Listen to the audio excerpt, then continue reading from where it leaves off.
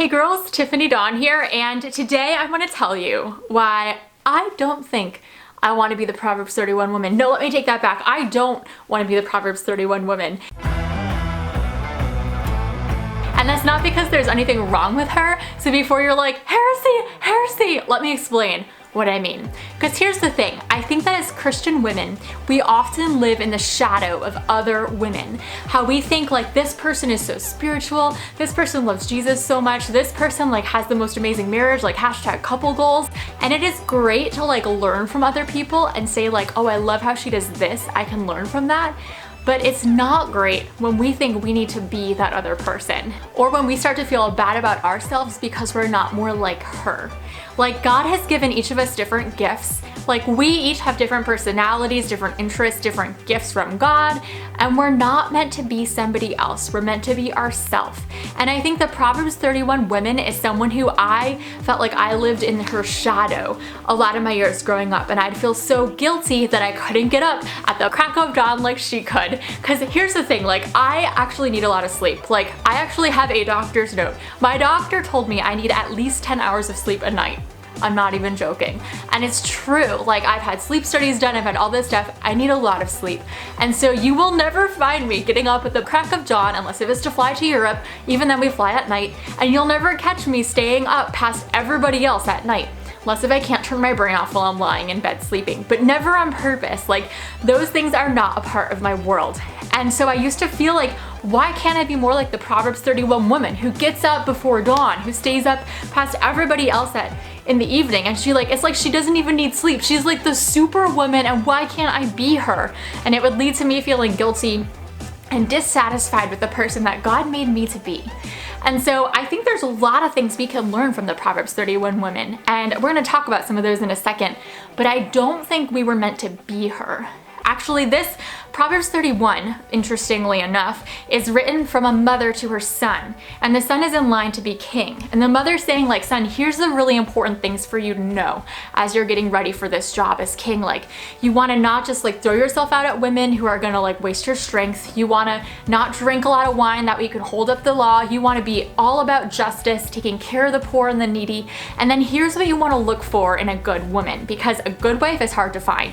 And so here are some things to look for. And she wrote out this, well, scholars aren't sure who wrote it, but I think technically usually it's attributed to the mother still. And she wrote out this acrostic poem. Basically it means in the original language, each line of Proverbs 31 women section is the next letter in the alphabet. So it'd be like the first line starting with A, the next line with B, the next line with C, all about what to look for in a godly wife. And here's the thing, we sometimes take this, like this is the one mold for a godly wife. And I do not think that's what this verse was meant to be. I think that's taking it out of context, honestly. I think this is one example of what it looks like to be a godly wife, a godly woman. And there are things that all of us can learn from it because there's some universal biblical principles in this chapter. Like, this woman is all about justice, and that's something God calls all of us to. Micah 6:8 says, like, what does the Lord require of you? Do justice, love mercy, walk humbly with your God. This woman like cares for her family and goes out of her way to serve other people. Very much a biblical principle that all of us are meant to have.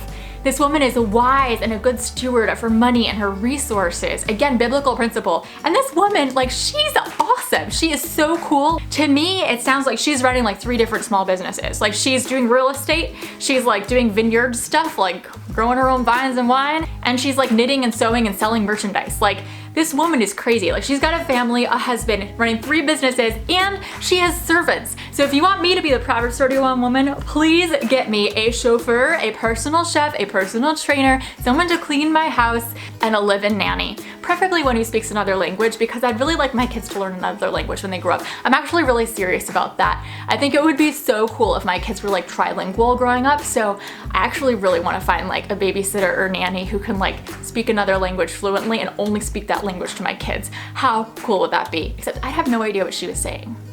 Maybe I need to think about that more, but it would be awesome.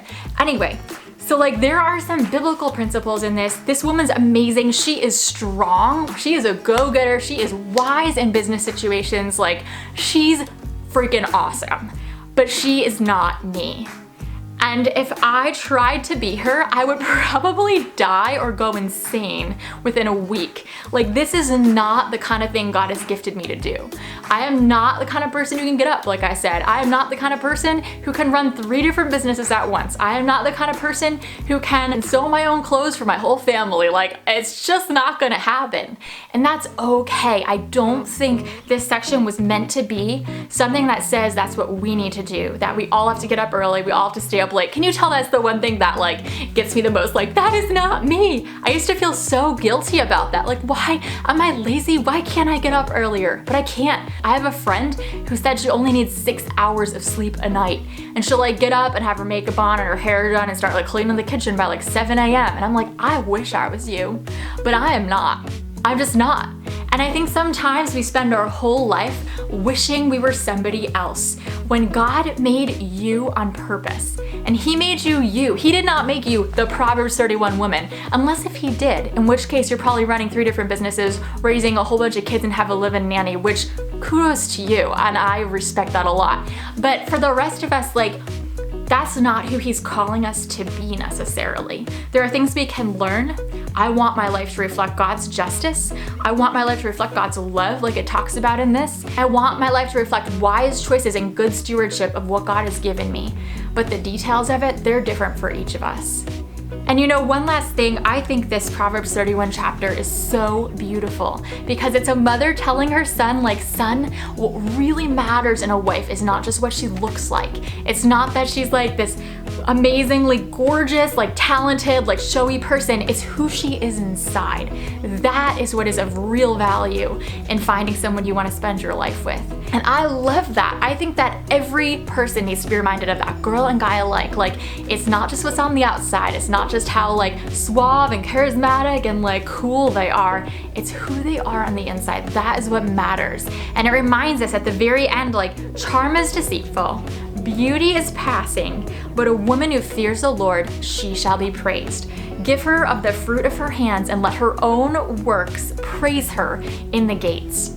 So I think if there was a poem written about me, it would probably go something like this. Let her sleep, for when she wakes, she will move mountains. Love you, girls. Learn from Proverbs 31, but don't try to be her. Be who God made you to be. Bye.